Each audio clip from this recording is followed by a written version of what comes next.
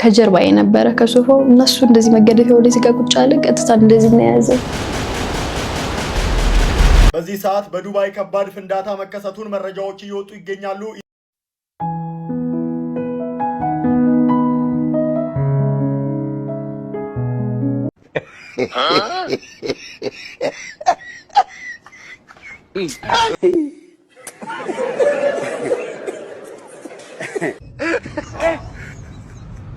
መዋደድ ነው። ምን አይነት የእህትና የወንድም ፍቅር ነው!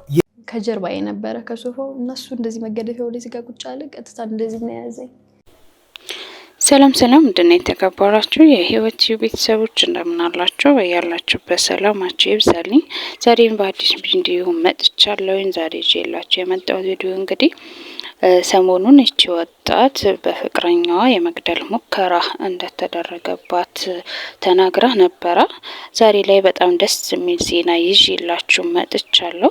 ለዚህ ቻናል አዲስ የሆናችሁ ቻናሉን ሰብስክራይብ በማድረግ ቤተሰብ ሁኑ። እንዲሁም ቪዲዮን በላይክ ጀምሩ። አመሰግናለሁ። ቀጥታ ወደ ቪዲዮ እንሂድ። በወጣቷ ላይ የመግደል ሙከራ ወንጀል ፈጽሞ የተሰወረውን ተጠርጣሪ በቁጥጥር ስር አውሎ ለአማራ ፖሊስ ዋና ጠቅላይ መምሪያ ማስረከቡን የአዲስ አበባ ፖሊስ ጠቅላይ መምሪያ አስታውቋል። አዲስ አበባ የካቲት 21 ቀን 2018 ዓ.ም አዲስ በአማራ ብሔራዊ ክልላዊ መንግስት ባህር ዳር ከተማ ነዋሪ የሆነችና የግል ተበዳይ ወይዘሪት ትዕግስት አየሉ የተባለች ወጣት ላይ የመግደል ሙከራ በመፈጸም በፖሊስ ክትትል ሲደረግበት የነበረው የቀድሞ ፍቅረኛዋ እዩብ ወይም ናትናኤል ጫኔ በቦሌ ክፍለ ከተማ ፖሊስ መምሪያ አባላት በቁጥጥር ስር ውሏል ሲል ተናግሯል። ተከሳሹ ከዚህ ቀደም በፍቅረኛው ላይ ወንጀሉን ፈጽሞ በሌለበት የባህር ዳርና አካባቢው ከፍተኛ ፍርድ ቤት ህዳር 19 ቀን 2018 ዓ.ም በዋለው ችሎት በሌለበት በ8 ዓመት ጽኑ እስራት እንዲቀጣ የወሰነበት ሲሆን ተፈላጊው ወደ አዲስ አበባ በመምጣት ተሰውሮ መቆየቱን ፖሊስ አረጋግጧል። ፖሊስ በተፈላጊው ላይ የወጣበትን የፍርድ ቤት መያዣ ትዕዛዝ መሰረት በማድረግ ባደረገው ብርቱ ክትትል ተጠርጣሪውን የካቲት 12 ቀን 2018 ዓ.ም ከቀኑ 12 ሰዓት አካባቢ በቦሌ ክፍለ ከተማ ወረዳ 14 ልዩ ቦታው ገርጂ ዱባይ ሞል አካባቢ በቁጥጥር ስር በመዋል ለአማራ ፖሊስ ዋና ጠቅላይ መምሪያ አስረክቧል ይለናል። እንግዲህ የወጣው መረጃ ይሄን ይመስላል። በበኩሌ በጣም ደስ ብሎኛል። እንኳን ደስ አላችሁ ማለት ፈልጋለሁ። እቺ ወጣት እንግዲህ በጣም በርካታ ችግሮችን ያሳለፈች አሰቃቂ ነገር የተፈጸመባት ናት። ከታሪኳ እንደተረዳ ነው ማለት ነው።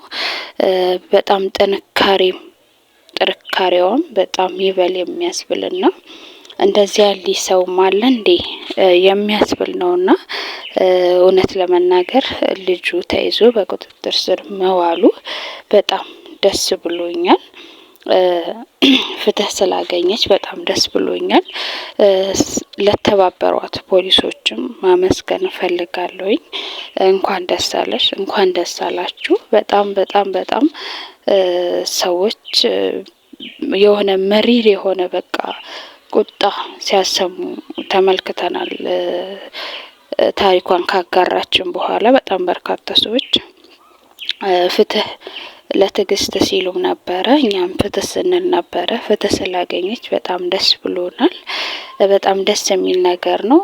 ነገር ግን አንዳንድ ሰዎች ይሄ ነገር ትክክል ማለት የተወሰነበት ነገር በጣም ትንሽ ነው። እሱ እኮ ፈጣሪ ትረፍ ያላት ነፍስ ሆና ተረፈች እንጂ ሞታለች እንደገደላት ነውና በጣም ትንሽ ነው ፍርዱ በጣም ትንሽ ነው የሚሉ አሉ ማለት ነው። በጣም በርካታ አስተያየት ሲሰጡ ተመልክቻለሁኝ። እና ደግሞ ትንሽ ፈገግ ያደረገኝ ነገር ልጁ አይታችሁ ከሆነ ያው ፒክቸሩ ላይ እንደምታዩት በጣም እየሳቀ ነበረና ይሄን ፎቶ ሲያዩ በርካታ ሰዎች በጣም ተገርመዋል። ይሄ ልጅ ጤነኛ ነው ወይ? እንዴት ነው የሚስቀው? ደንቦ ጀብድ የሰራ ይመስል ምንድነው የሚያስቀው የሚሉም አሉ። እንግዲህ ሌላም ኮሜንት ሳነብ ነበረ ለሀገር የሚያኮራ ስራ የሰራ ነው የሚመስለው እኮ ፈገግታው የሚሉም አሉ። እንግዲህ ይሄ ሰው እውነት ለመናገር ሰይጣናዊ ተግባር የሆነ ከሰው ልጅ የማይጠበቅ አለ አይደለ? የሰው ልጅ እንደዚህ አይነት ሀረመኔ እንደዚህ ያለ አሰቃቂ ነገር ይሰራል ብላችሁ የማታስቡትን ነገር ነው እዚች እህታችን ላይ እየፈጸመው ማለት ነውና እንደዚህ ያለ ሰው የሆነ አለ አይደለ? አንዳንድ ሰዎች አሁን ወንዶች እንደዚህ ናቸው እንዴ በቃ እኔማ ፍቅረኛ ሊዝም አላገባም እንዲሉ የሚያደርግ ይሄን ያክል እንደዚህ ጭካኔ አይታችኋል አይደለ? ሆዷን አንገቷን እንዴት አድርጎ እንደዚህ እንዳደረጋት አይታችኋልና እኔ እንጃ ምን ለማለት በጣም ነው የሚከብደው። በጣም ደግሞ እንደዛም አድርጓት እሱን ለሚያሳያዝ ብላ አብረው ሆናለችና በጣም በጣም በጣም በጣም በጣም እኔ እንጃ እኔ ጀግና ከጀግናም ጀግና በቃ አንደኛ ብያታለሁኝ። ለዚች ልጅ ግን እርዳታዎች ያስፈልጋታል ብዬ አስባለሁኝ። እንደ ራሴ እንደ ግሌ የስነ ልቦና ባለሙያዎች ቢረዷት ባይነኝ እንዲሁም ቤት ራሱ ቢሰጣት ባይኔ በቃ እች ልጅ መደገፍ ማገዝ ይኖርብናል ብዬ አስባለሁኝ። እናንተም ሀሳብ አስተያየታችሁን በኮሜንት አስቀምጡልኝ። ወደ ሌላ ቪዲዮ ስንመለስ እንግዲህ ኢራንና እስራኤል ቡጥቡጡ ላይ ናቸው። በጣም በጣም እኔ እንጃ እኔ ዓለም ወዴት እየሄደች እንደሆነ ራሱ አላውቅም። እንግዲህ ትላንትና በጣም ተኩሶች ነበሩ። እኔም ደዋውዬ ነበረ ወደ ውጪ ላሉ ጓደኞቼና ተኩሱ እስካሁን ድረስ እንዳልቆመ እየተኮሱ እንዳሉ ነው የነገሩኝ ማለት ነው። በጣም ነው የሚያሳዝነው። እውነቱን ስነግራችሁ ጦርነት ለማንም አይበጅም። በዚህ ኑሮ ላይ የኢኮኖሚ ማሽቆልቆል የሚባለው ነገር በጣም በጣም በጣም ነው የሚከሰተውና ብቻ አላቅም። ፈጣሪ ሰላሙን ያምጣልን። ኢራን እንግዲህ ትላንትና ብቻ ወደ 5 ሀገራቶች ላይ ነው እንግዲህ ጥቃት የፈጸመችው ተብሎ ዜናም ሲናገር ነበረ ሰምቻለሁኝ።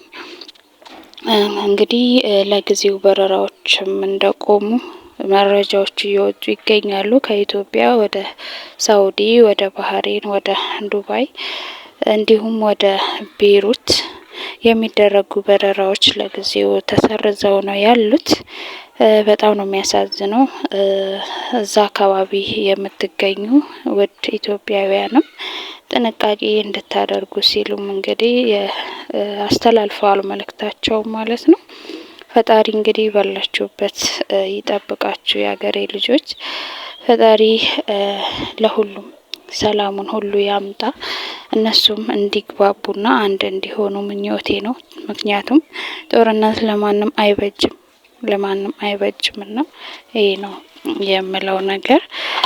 ስለተከታተላችሁኝ እጅግ አድርጌ አመሰግናለሁኝ።